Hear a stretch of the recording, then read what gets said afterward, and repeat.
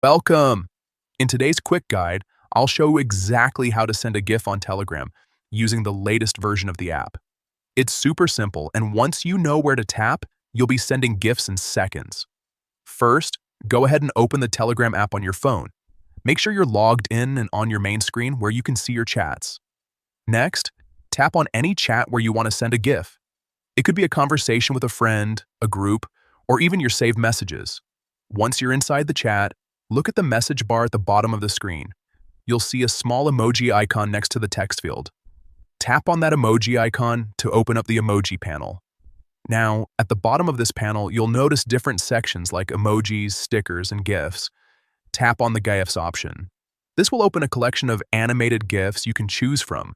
You can either scroll through the available GIFs or use the search bar to find something specific.